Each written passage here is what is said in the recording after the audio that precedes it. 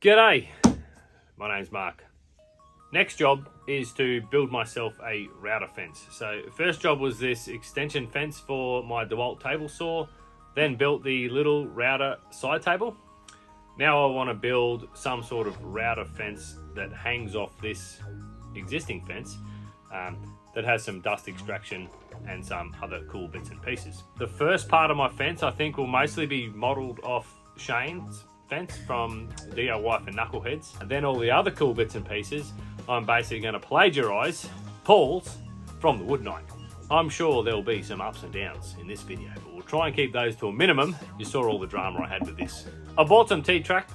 I'll have some vertical T-track for featherboards, things, whatever. I may also stick this little apparatus on top for some left and right stop block action. I haven't fully thought about this, but that's okay. This is just a trim router, so effectively it's Mark 1 trim router. In the near future, like who knows when, I'll probably do the whole router lift chunky beast router instead. So this is all just a pretty good learning experience, but if I can take this good fence with me to the next one, that would probably be ideal. As I've said in the other two videos, this whole area needs to be modular. This table saw has to be pulled out so you can turn it upside down and clean the slide rails that prevent the blade from binding up. I want to mount to this, and when this table saw blade up and downy thing is working great, there is zero chance of pulling a tick.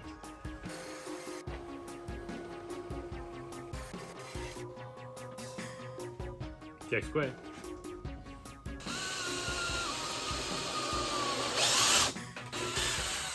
Brand new. Beautiful.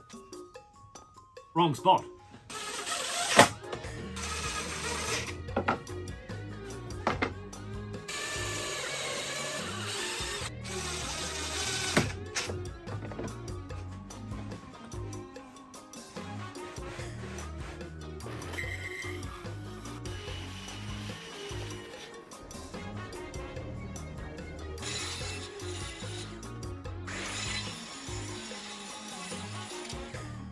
Alright, quick update.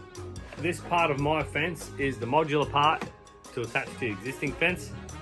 I've now got the base of my fence that is going to move with the other fence. I've made myself a little dust port which will take 100mm hose. Keep it all 100, happy days. Once I cut out another circle here, I'll basically have the DIY for Knuckleheads fence. Moves back and forward, away we go. Dust gets sucked out. I'll start to put all this together before I then work on my sliding fences on the front, and then decide on what I want to do with the T-track. This may not be suitable because of the height unless I put some extensions on, which is no big deal at the moment. I've got a couple of options, but this would be cool if that worked in some way. It might just be a bit weird having these big fangs hanging out there. I'm trying not to end up with a Frankenstein of a fence and to try and use minimal amount of plywood as possible.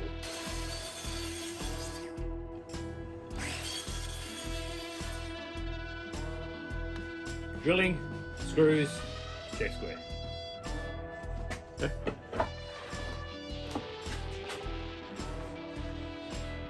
I basically have myself a rudimentary fence that I can actually start using the router table to start to do some of the other bits and pieces. I'll do some test cuts. I want to put that T-track in, and then I'll look at doing the in and outy fencey thing.